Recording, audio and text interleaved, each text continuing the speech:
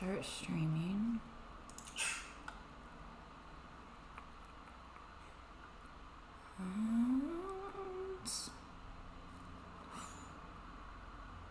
I think we're live. So, I feel live. I kind of do, depending on the day. I think we are live. Let's see. Oh, that's so true. Oh, it looks like it. Oh, this is so cool. Yeah. Are you alive there? All right, now let me see. Apparently, I've been told that when I sleep, I put my hand on my pulse. I sleep with my hand tucked up. You're back. If I die in my sleep, Making sure. To know it, Yeah, oh my god, that's hilarious. Just checking, making sure I'm not going to die in my sleep. Now, what's really cute is the other night, my son was doing the same thing. I went in and checked on him because I'm looking for the cats. They're both sleeping on his bed, and he's got his little finger tucked up. Oh my gosh, isn't that so cute how you find like little things that remind you of yourself or your significant other? Oh, that is so sweet. How old is your kid? He is 5. Oh, fun. Yeah. Okay, the other day, and this was just out of nowhere, but he loves scary stuff, so all of a sudden there's just some strange concepts kind of pop in his head, and randomly in the middle of the dinner, he's like, Dad, what if all of a sudden you just like got sucked into the floor and disappeared? And before I could answer, he's like, good thing me and Mom would still be alive. Oh my god! You, man, really? What did I do to you? Well, or you could look at it as he's looking at the bright side, right? You're like, fine. Good to know you can move on really quickly, Mom. Thanks. I know. Oh well, Mom's still here. But no, I love him. He's adorable. That's so cute. I love it. He's imaginative. What's all that? Yeah, very, and sounds very intelligent. Too much so. Like, very quickly I realized that he's paying attention to everything I say. He'll tuck it away, maybe keep it for 6 months before he uses it, but he's logging everything for later use. So. Oh yeah, he's gonna be brilliant. Okay, well, I should probably introduce the show. This is Backyard Politics, and I'm so excited. We have Jett. This is a really fun way to come back live again. It's been a while, and it's been such a long time since we've had you on. I want you to update us on what you've been up to since. Okay, well, I recently joined INN, Indie News Network, as their musical director, and it's just a really fun collective of content creators that we all can have a platform, shared group of people to bounce ideas off of and kind of, co-host with one another. And they were, super welcoming, knew what I did, so there weren't any surprises. And basically said whatever kind of format you want to have for your own show or your own time, we want to give it to you. And so yeah, I've just done my second episode. We're doing every other Tuesday night. The show's called American Tradition, and we're basically taking a topic that is one of those implied American values,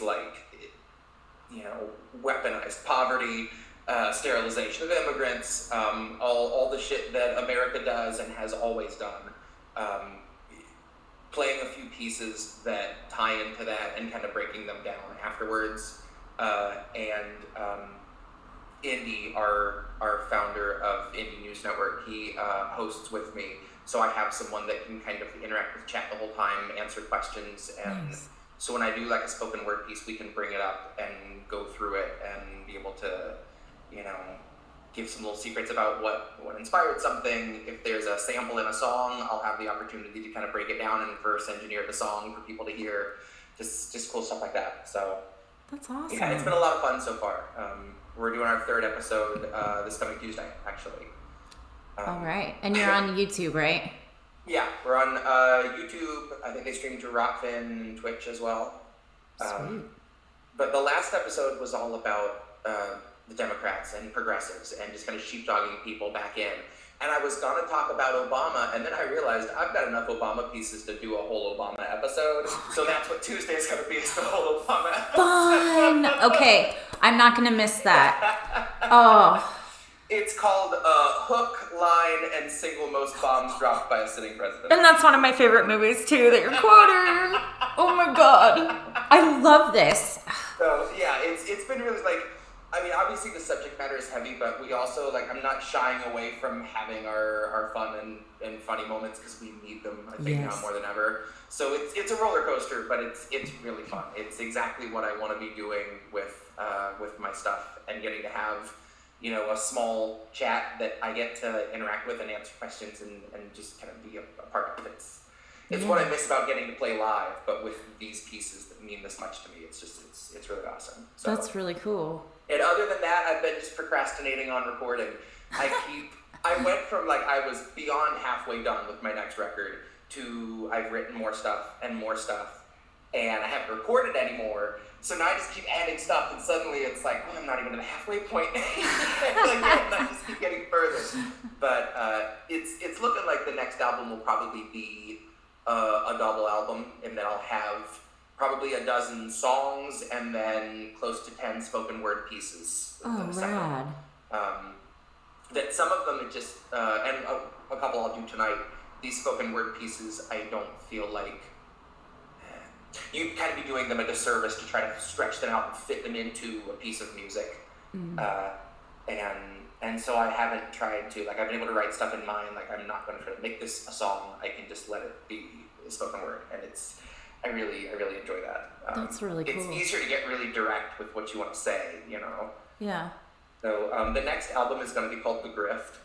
And, Perfect. As soon as I can get it done, it'll be out. That is awesome. I love that.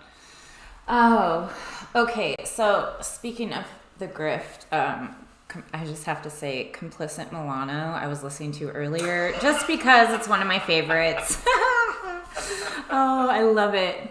I want to mention on here, because we were talking a little bit before the show, that you are on Spotify.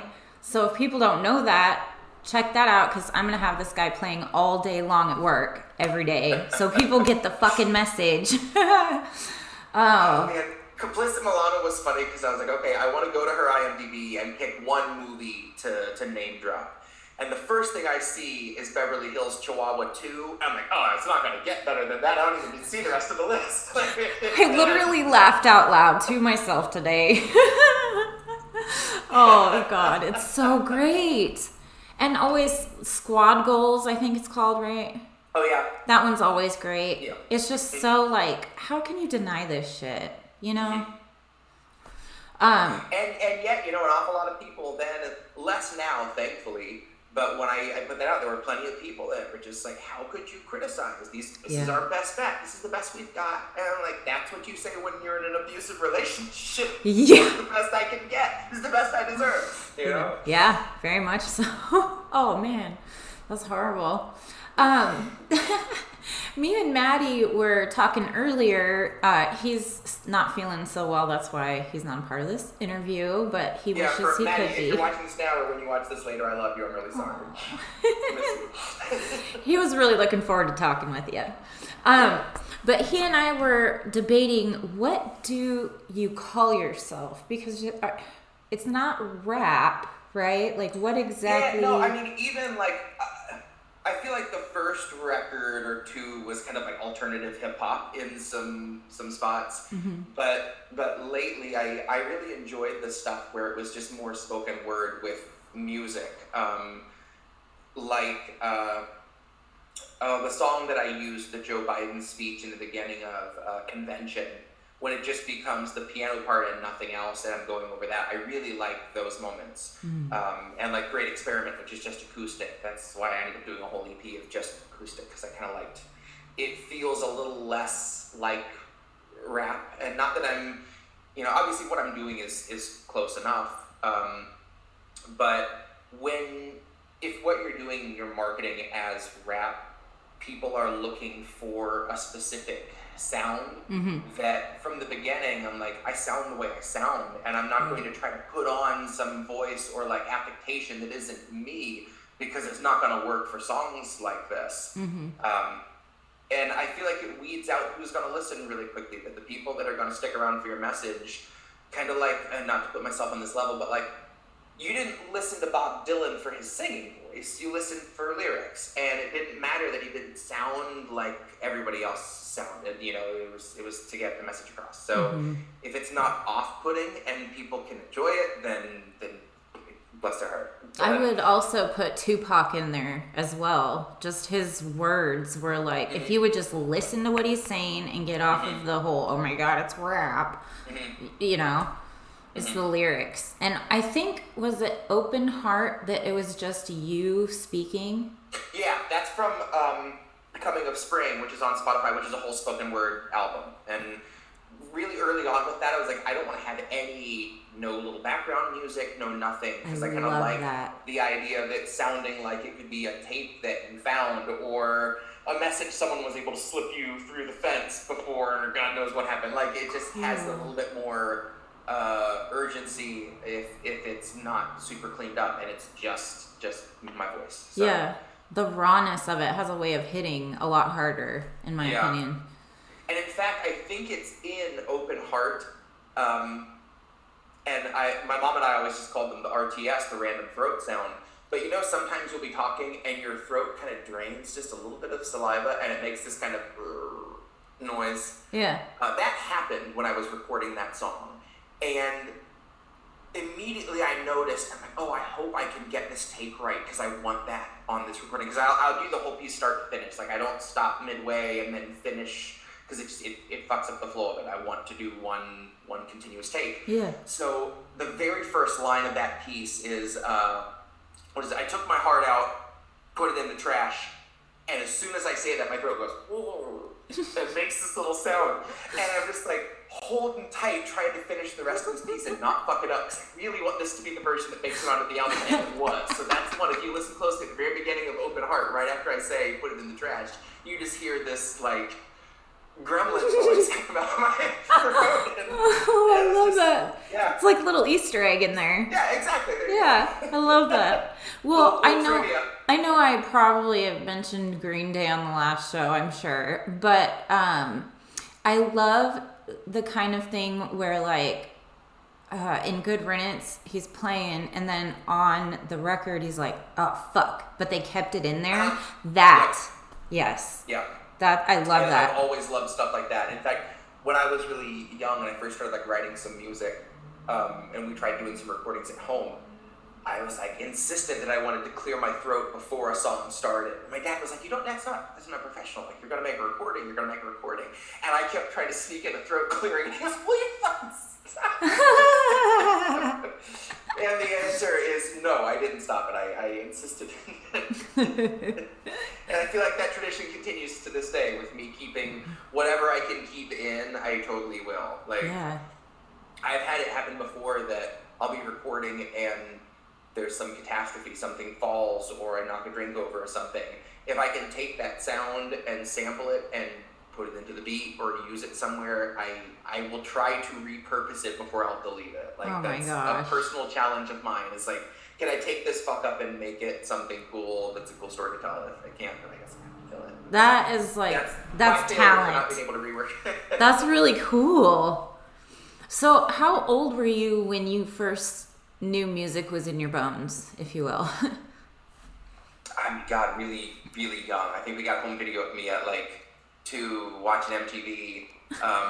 And Faith No More was on, and I'm playing air guitar and singing to Faith No More. Mm-hmm. I started playing guitar at 8 and like writing songs that honestly, a few of which I played out when I first started playing gigs out, which was around 14. I got to play some like little bars and coffee shops and stuff wherever they would hire someone to come play. Yeah. And yeah, it was really as soon as I could start, I started writing poems and songs, and that was both my parents were musicians, so I don't think I had a chance. But there was no getting away from it. Yeah, so you were born to be a musician. Right. But to be fair, my wife and I are both musicians, and our son's just kind of like about it. So, for now, I'm not gonna force it. You never know. God knows there are enough instruments in the house, so if he wants it, it's there. But yeah, maybe he'll be a singer. He can also paint really well and draw, and I have like zero visual artistic talent. Like I don't. Yeah. So me neither. Oh, there we go. Yeah. I can live vicariously through him, which isn't that every parent's dream? I know, right? Unless it's football, then it's unhealthy. Yeah, right. Oh man. So do you want to play us some stuff or? Love to. Yeah. Yeah. Let's go ahead and get right into it. This song, this is going to be on the grift. Let's see. I don't have an awful lot of pieces that I feel are overtly hopeful, but this one ends on a bit of an up note. If I, at least as far as my stuff is concerned, that we have something to offer in this situation. We're not without recourse. So this song is called Powerless.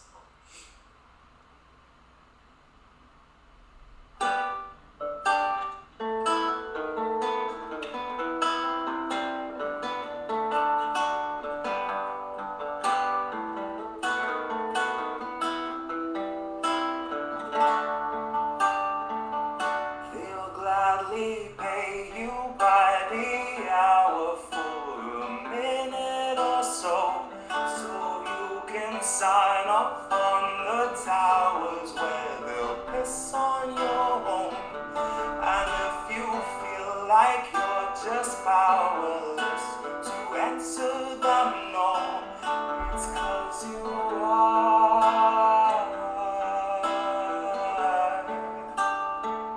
They'll gladly pay you by the hour for a minute or so. Sign off on the towers where they'll piss on your home. And if you feel like you're just powerless to answer them no, it's 'cause you are.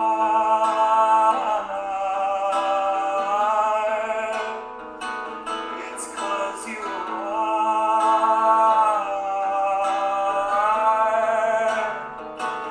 They'll gladly stagnate a living wage, snap the chains and bury it.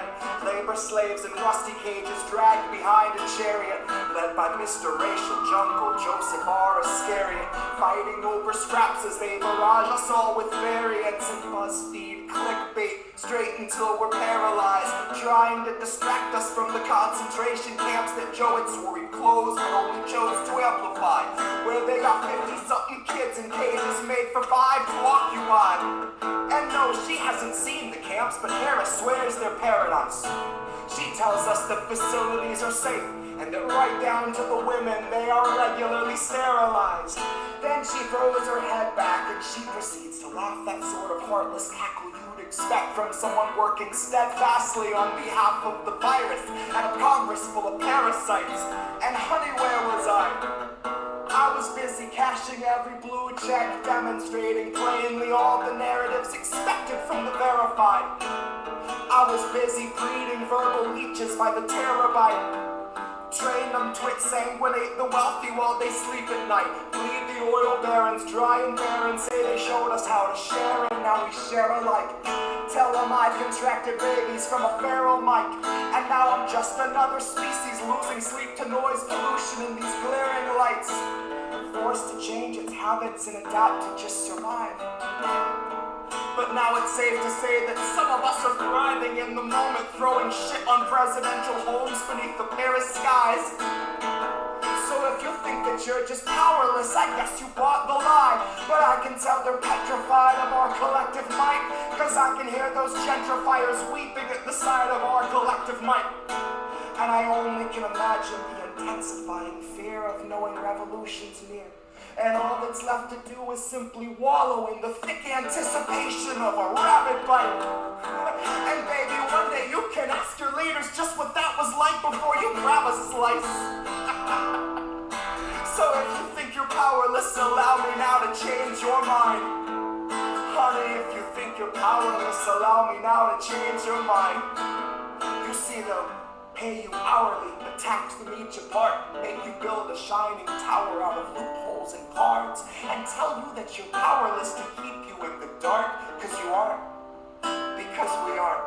You see, they'll pay you hourly, tax them each apart, and make you build a shining tower out of loopholes and cards, where they'll tell you that you're powerless to keep them in the dark. Because we aren't. Because you aren't. That's how it is. That was beautiful. Thank you. Oh my gosh. Okay. You always, I'm not trying to hit on you or anything at all, but you always like take my breath away with your words. It's like, fuck, that's what I feel. Thank you. Oh, so how do you go through your process? Like, does a song just come into your head and hit you like a meteor, or like? Usually, yeah. Like especially lately, I mentioned, earlier that I'm at this point where I'm accumulating songs faster than I'm recording songs, and I've been trying to not write anything for the last week because like I'm wanting to get this done, and then I can go back to like writing songs mode. But it's hard, especially at work. That's where I write 90% of my stuff. Is I'll be on a forklift and just kind of driving, and my brain just looks for something to do while I'm in, autonomous mode. Yeah. And I'll usually start writing, and just when I get a break, type out what I've got on my phone, and it usually happens pretty quickly. I used to feel like if it didn't, that it just wasn't the right time, and I shouldn't try. Yeah. In the last few years, I've started, like, sometimes I'll write just a little piece of something and chip away at it, but it's really rare. Like 90% of my stuff is written within a few hours of like, oh, I want to write this song, and then I sit and I do it, and then it's done. Wow. And yeah, there are times where like people can tell, like my boss has gotten to where he can know, like I'll come up and he'll be like, oh, are you writing something? Do you need a second? Like, that's cool. I'm just gonna have this look that all of a sudden I can't stop. Which, I mean, I've often worried. I'm sure that one day is gonna dry up. So until then, I need to just take every minute of it. Because previously, before I started doing like exclusively political music, I had about a 2-year period where I didn't really write anything, which was super bizarre for me. And then right when I started writing again was a few months before quarantine. I wrote a few songs, and all of a sudden we were into that, and then all of a sudden everything I wrote was like this. So wow. This has definitely been the biggest like creative burst I've ever had. So it just kind of kept it going. I think in the last, since the beginning of 2020, I've put out like 4.5 hours of music. Dang. So yeah. And Griff will be probably another hour 20 when it's all recorded. So that's like no time at all. Cause like I was looking online, it's like all 2021. Yeah. Like what the fuck? Did he breathe during 2021? Oh my god. That's the nice part. Like, my stuff could sound cleaner, but I like that. Again, I record everything on my phone with the same mic I use for streams, because this can plug into an iPhone. So cool. It's just like, this is my recording setup. I'm just able to go, and there you go. And being able to like mix and master, I know if it sounds decent to me, I send it out. I have never wanted to take the time to like pay someone to mix my stuff for me, because again, I'm not making music on or money on my music. That's not really what I'm doing this for. Mm-hmm. So I'm not really in the neighborhood to like put money down on it either. That was the beauty part of this. This mic was like $70, and that's what I've used for the last couple of years. Don't change it. Everything on GarageBand. Yeah. So, oh my God! Really? That's awesome. Yeah. So at this point, I wouldn't change. Like, even if I could get some nice equipment, I would do all my recording the way I do it. Nice. I can, if there's a sample I want from somewhere, I can record it anywhere. I can record something in the car on my lunch break and put vocals on it, if I want to. So it's, I love that. I really do. Well, and that's part of like the magic behind your music, is it's just raw. It's not overly edited or anything like that. It's really, I don't know. It gives part of that feeling with your words, if you will. Yeah. Oh, all right. So, do you want to play another song? Yeah, let's do it. Okay. So this one is very different. And this actually isn't going to be on the next album. This isn't on anything right now. I just had recorded it recently and put it on Twitter, and that's been the only place. But I was thinking about our this constant unprecedented climate phenomena, and I wrote a little love song that takes place in the middle of a wildfire and flash flood. Oh, wow. If I can find it. Okay. Yeah, bear with me. I haven't played this one in a while, so we'll see. Okay, this is called Sailor's Delight.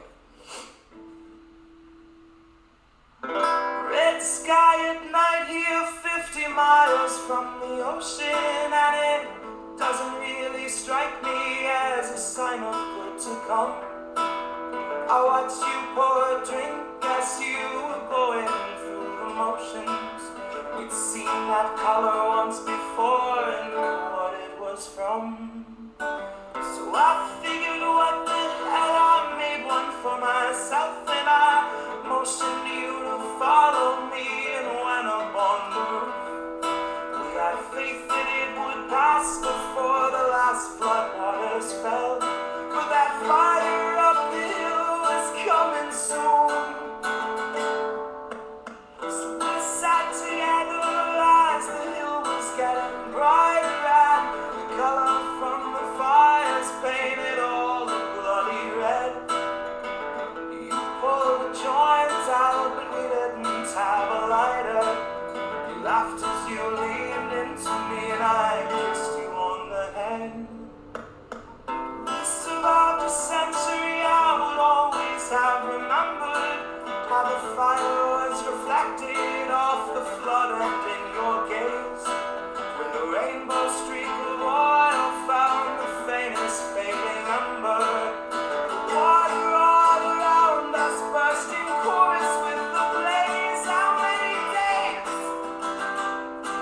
before we let unprecedented morph into mundane? Before we simply put asbestos blinders up and turn the other way? When half the world is burning and the other half is made to watch and knows it can't escape. What's left to do once we've all seen our fate? What's left to do once we've all seen our fate?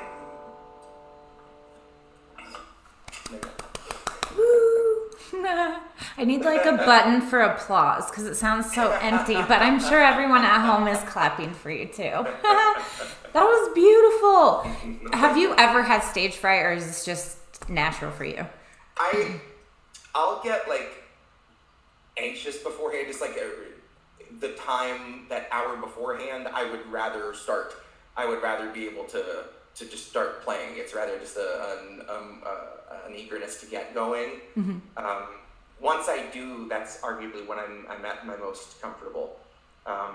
In fact, I saw, just a few days ago, Billie Eilish did an interview and was talking about that she has Tourette syndrome, that she'd been diagnosed as a kid, and that the only time she doesn't have tics is when she's performing. And I started showing signs of Tourette's at like 5, and got diagnosed maybe 9 or 10. The only time I didn't tic when it was really severe was when I was playing music. I sat down and played guitar, nothing. And for a lot of people, it wanes as you get older, and I have very, very little now. I have to get like super stressed out to do much, and it's usually just kind of little scrunches of the eyes, or like roll my eyes really quickly, just like weird little things. But when I was younger, it was moderate to severe. Yeah. I thought it was interesting that she mentioned that she never experienced it when she was playing music, because that was always like the one place I could just not have to worry about it. That's really cool. Yeah, I wonder if whoever studies Tourette's or whatever could do something musically related to help out with that kind of thing. Yeah, that'd be really rad. It's interesting to me. It's like overproduction of dopamine in your brain, so you're just like constantly gratifying yourself, which sounds really graphic, but it's not. I didn't think of it that way till you said it. Oh, that's great. Constant self-gratification. What's wrong with that? I mean, oh, okay. So stop shaming me. So, if you want to get into some spoken word, I got a couple spoken word pieces for us tonight. Please. So this is not the new one. I'll do the new one last. I wrote this recently. I was, as it talks about, I was in the middle of cleaning out a junk drawer, and I found a Kennedy $50. And like knowing what I know now about Kennedy, it was so interesting to me how quickly we were like, let's commemorate him, let's celebrate him, let's, all this. And that really that's a uniquely American thing, that we will neutralize someone and then uplift them when it's safe to do so. And in a lot of cases, twist their legacy and their words to reflect well on us when the reality was, quite the opposite. Yeah. And so I ended up writing this piece. This is called $50. I found a $50 in a dresser drawer and spent the time I would have spent just staring at the floor, staring down at JFK, trying to imagine the immoral sort of irony that makes a nation feign commemoration of a man that it had murdered by the CIA, trying to envision us if we possessed the healthcare he had talked about in '58. I guess the takeaway is it's a piece of fucking cake to celebrate somebody's bravery once you've assured they're safely in the grave. I bet if Pat Tillman were alive today that he would say the same. And I'm sure we're in for more if they let Julian decay. I bet that they would put him on a quarter. I bet they would name a conference room in his honor at the IMF, the New York Times, the FBI, and Citibank. I guess the takeaway is it's a no-risk softball pitch to uplift somebody's image once their image is the one thing that remains. And the worst is when it's coming from a figurehead who's funding every agency that authored the remains and working with the agency that doctored the remains, the agency that obfuscates the facts and spins a constant storm of shifting blame. I guess the takeaway is that America will sing your praise as loud as day to celebrate the fact you and the threat you posed passed away. Shit, they'll throw you a parade, and business just as usual will live another day, and all of the insurance gods will bathe in all the praise and make donations rain, and all their winged, wicked little lobbyists will blow their horns and light the flames. The ceremony starts, and they in single column march up to the weathered onyx arch and sand the marker down that bears your name, so that you no longer are and never were until your hideous rebirth within the corporate frame. Until you're back from the dead and then bound for all eternity in propaganda's chains. It's the very ritual that whittled down the legacy of Martin Luther King into a parable on unity for liberals to claim. And once they learned it worked, the world would never be the same. And now it's getting worse. I guess they're dialing in their aim. History is a straight line, but so's a moving train, which is heavily dependent on our infrastructure grade. We are building back better in a nation built on slaves, so you can guess the ultimate direction that our pathway to the future paves. They don't want you living, or they'd offer you a living wage. They don't want you feeding any homeless. It's just best to leave them freezing in the alleyway. They don't want you speaking words of hope unto the hopeless, or they'll do you up like JFK. I found a $50 in my dresser, and I spent the rest of my whole day depressed because this constant drop in pressure means that you could catch the bends from simply sitting up in bed awake. It looks like 2022 is really not the year for you to have your lives improved. I guess you'll have to wait. But not to fret, election season's just around the bend. Why don't you go ahead and save the date, so you can throw yourself before the magistrate and beg to have your family saved. You don't know the people you elect to lead you more than what their ad portrays. You can't tell their offerings of saccharin and arsenic from ordinary aspartame. And you can't really comprehend the kind of greed this country feeds upon until you're Jackie O, wearing close to half a brain. And probably the half that would have seen us passing M4A. All to keep the pieces in their places in the never-ending profit game. All to weave a tapestry of ampersands, each allow a claim adjuster room to just dismiss you with a callous hand like fuck you in your meds. Fuck you for requesting a procedure that you need so you can stand. Fuck you and your family and your poor demands. So welcome to the land where we'll assassinate a man and then put him on a $50 stadium or stamp and proclaim ourselves the greatest country ever master planned, killing off its citizens, enriching all its brands. That's $50. That was I haven't read that one in a beautiful. while. Yeah, that is beautiful. Oh, man. Oh. I think I could use a cigarette right now. I don't even smoke cigarettes. I know. I'm like, I don't even know where to go from here. Fuck. Oh, damn. Okay. Well. What was that you were talking about earlier? Self-gratification.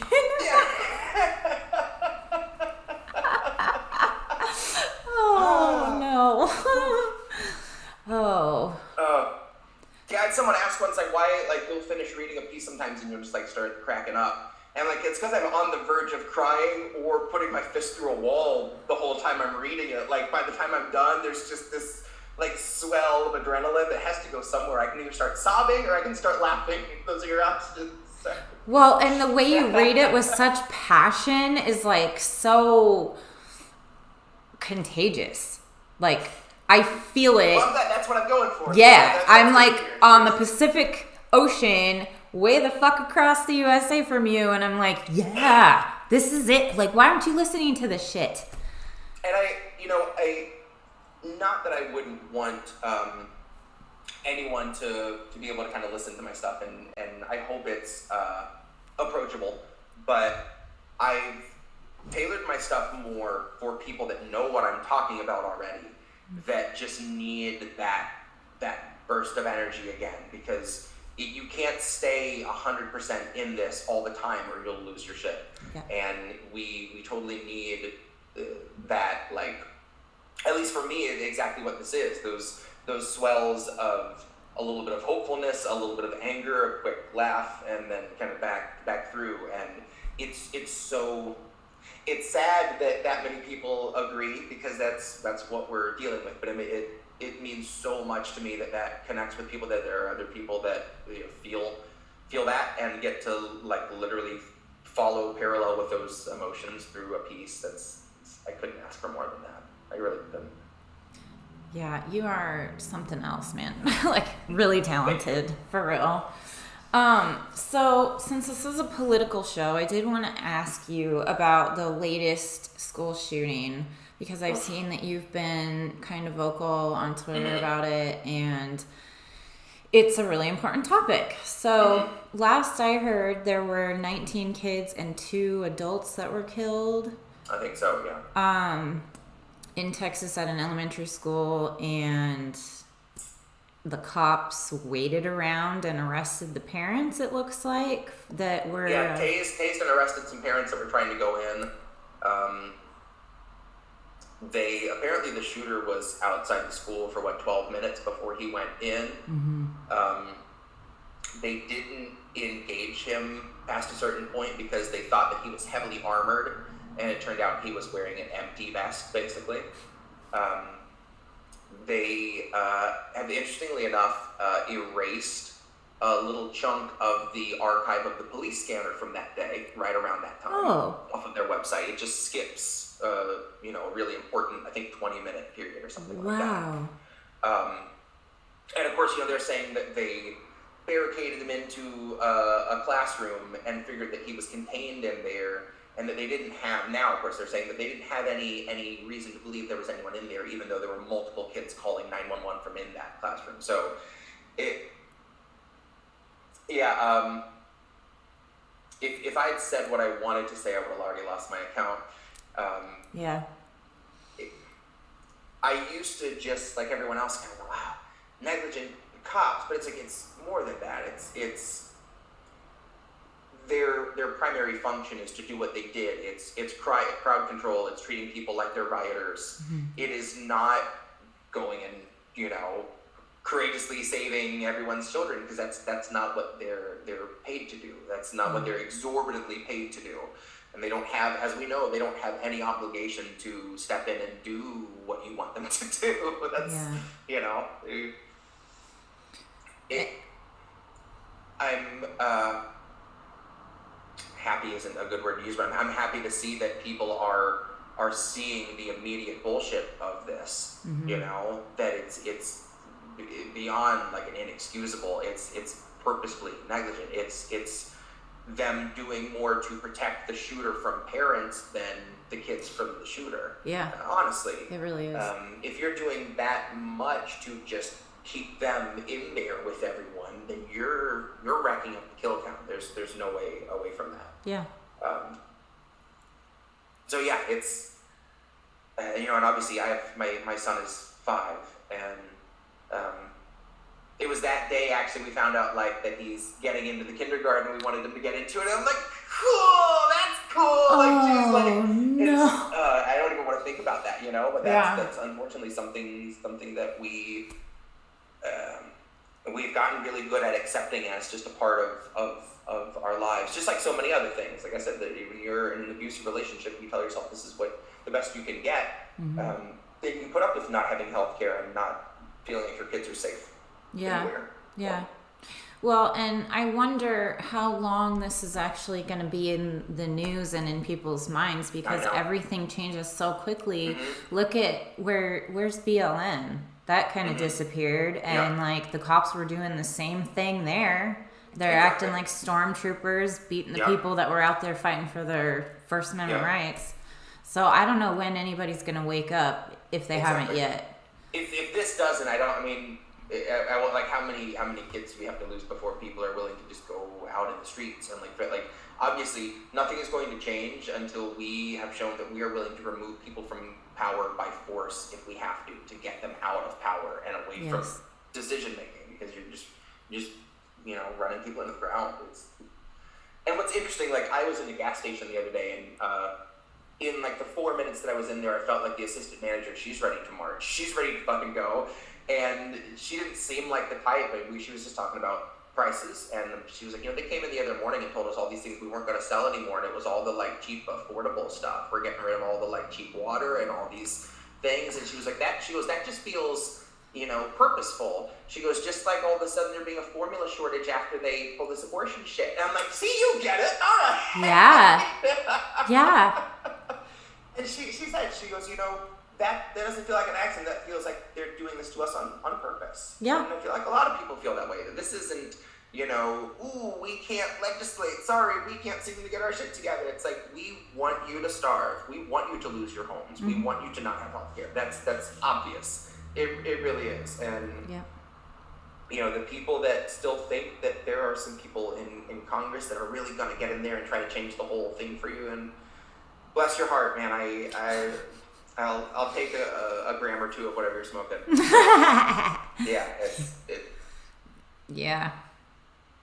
Lost cause. Yeah. I mean, I don't want to be a downer, but I didn't fucking vote this last election. But it's ignorance is bliss. So yeah.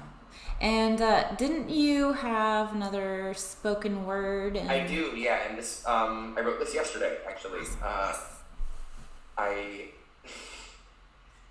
This was one of those titles that, when it first popped in my head, kind of like Lockheed Martin OnlyFans. I was like, well, I have to now. I just have to.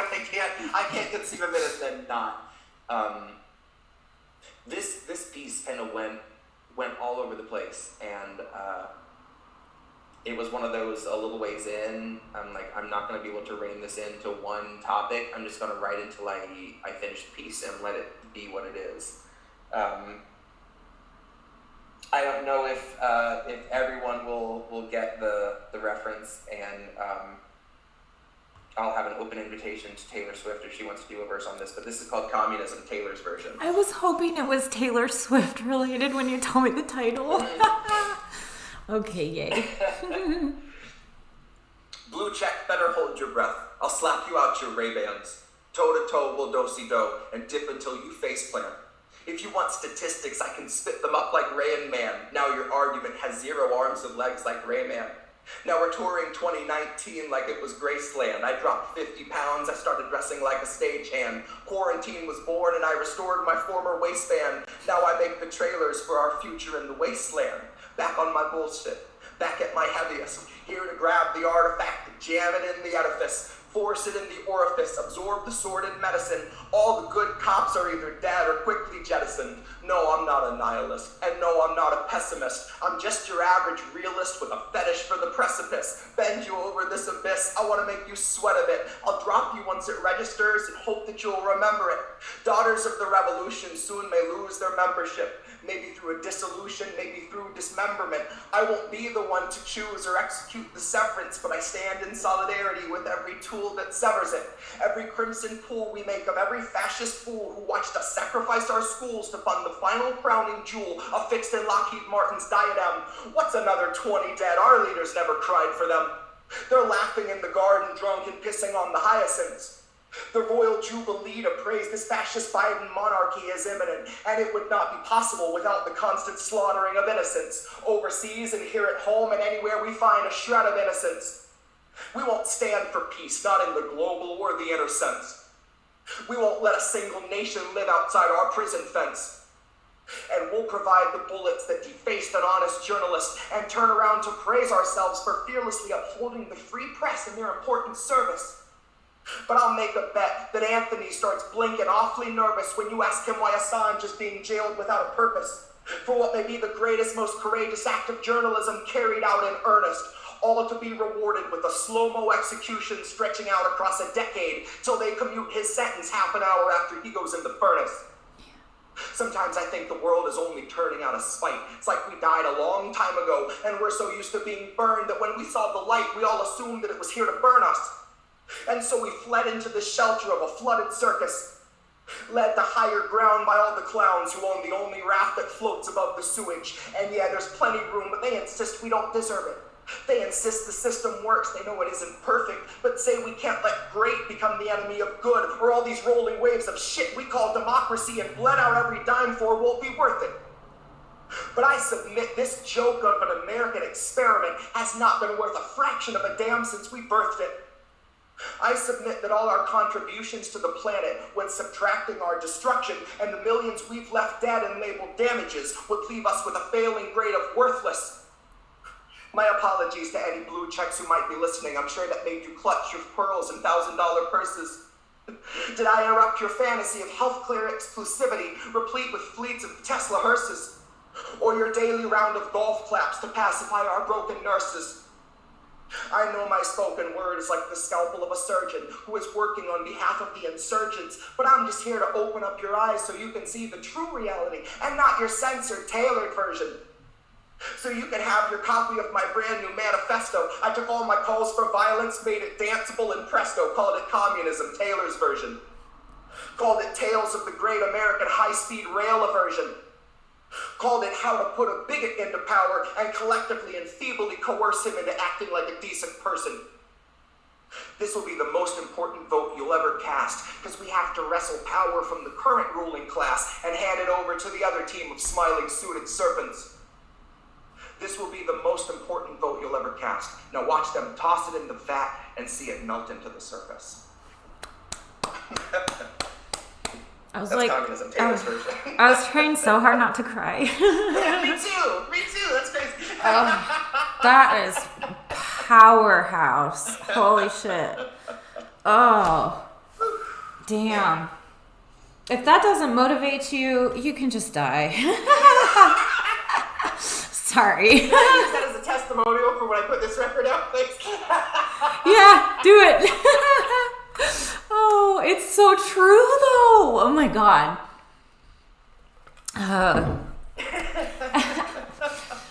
Thank you, seriously. I mean it. I mean every word of it. So I had a question. I was wondering who influences you?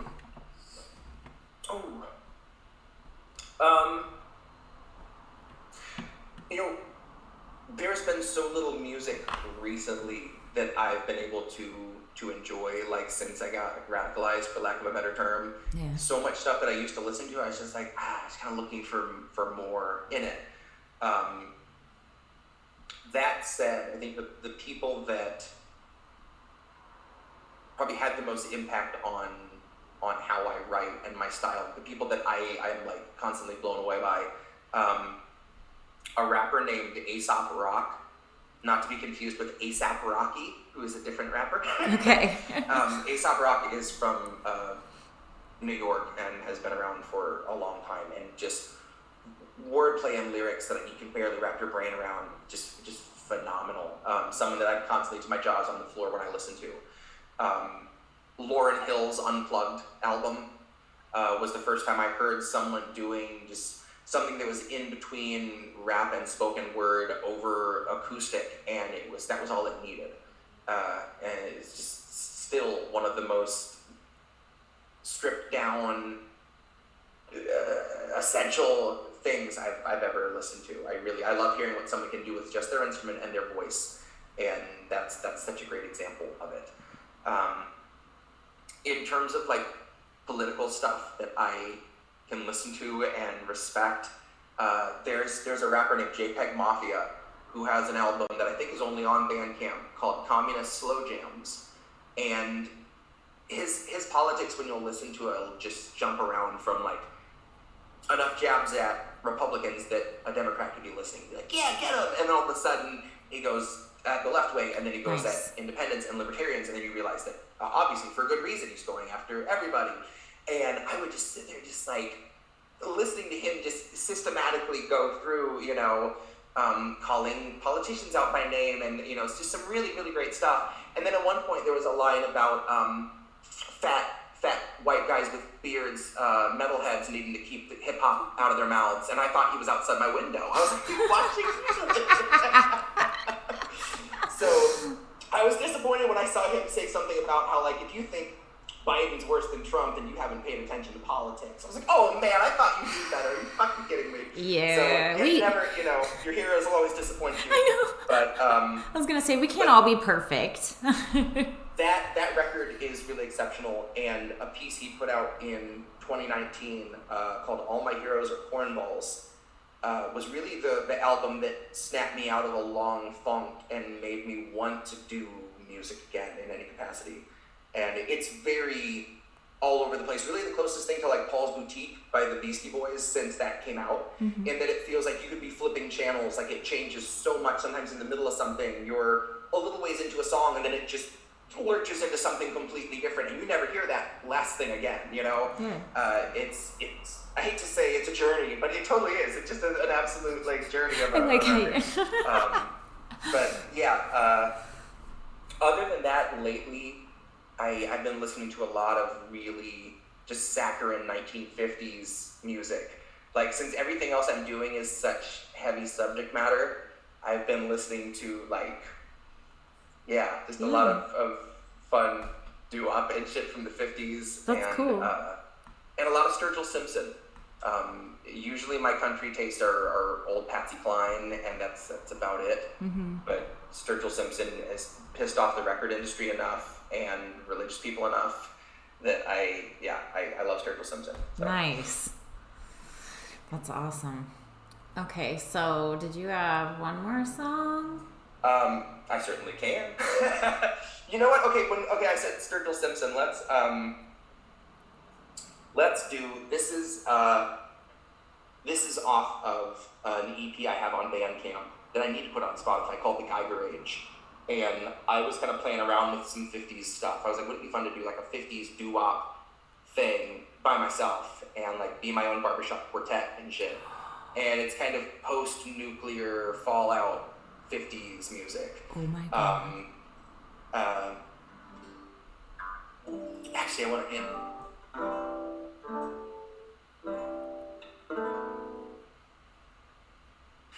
let me do one of the more 50s ones instead. This is from that record. This is actually the first song on there.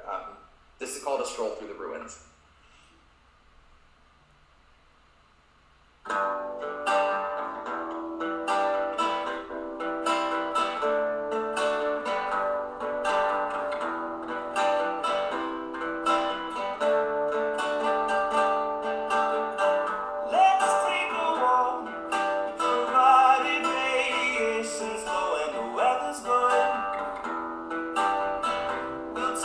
Stroll through where there used to be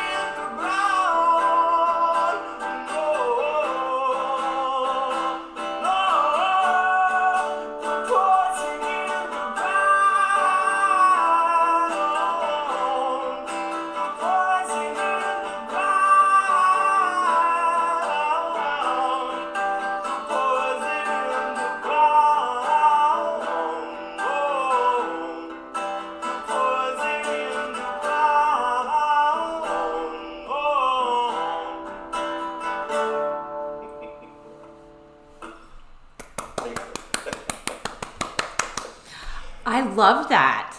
That was like so different from anything I've heard you do. Yeah. That was fun. I highly recommend anyone that has recording equipment, have a few drinks, and be your own barbershop quartet, because it's so much fun. I would have progressively more to drink as I did my lower and my lowers, so by the time I'm going like, nip, nip, nip, nip, nip, I'm just like sloshed. It was so much fun. I didn't even know your voice could get that low. Oh my God, that's great. All right, well, I should probably let you go. It's late there. Yeah, take good care of Maddie. Tell him again I'm really sorry I missed him, and as soon as he's feeling better and you guys want to do this again, just say the word. Yes. So. I do want you to plug yourself, like everything you're doing.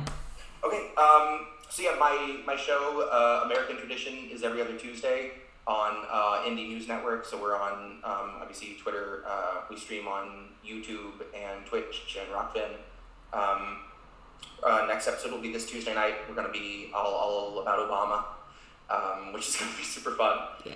And other than that, my album, The Grift, will be out as soon as I can. Everything else is on Spotify and Bandcamp. I recently changed my prices on Bandcamp, so everything is free. So if you want to download it, you can just download it. Obviously, if someone wants to give me money for it, that's awesome, and I love you. But the most important thing is just having it heard, and I didn't want money to get in the way of that. So it's all free. Go nuts. That's very socialistic of you. Well, if there are any tips on the Venmo today, I don't know if there are, I will send them your way as tips for your performances. Spend it on soup for men. No. Get a can of soup and some Gatorade on me. No, because if you were performing and you had your case out, I'd be throwing dollars and fives and whatever. For real. Fun tip story. I once had a lady when I lived in the Keys come up to me very drunk and hand me $20 and say, "Can you play Where's My Mind" by the Pixies? And I said, "Sure." And I did. And 3 songs later, she came up with another 20. She said, "Can you play Where's My Mind by the Pixies?" And I said, "You know what? It's slow. I will play it again, but I can't take your money. Please go sit down. I already played it once for you. I'll play it again. Please hold on tight to your money. You're past the Rubicon at this point." That was very honest of you. She probably would have just kept coming around. No, I have. I've had guys that were assholes, and then they get drunk, and they want to just start spending up and whipping out flip like a sultan, and I'm like, that guy woke up the next morning and looked at his money clip like, what the fuck happened? I just don't feel bad. You shouldn't. On a case-by-case basis, I was like, you know what? You are inebriated. Hold on to that money. You did me enough, but... Oh, well, that is... Not every time. That time you were very honest. All right, man. Well, again, thank you so much. Seriously, it was such a blast, as always. Anytime, dude. I love hanging out with you. And tell the wife and kid hello and give them hugs from us. And we will hang out again soon. All right. I will see you later. Bye. Bye.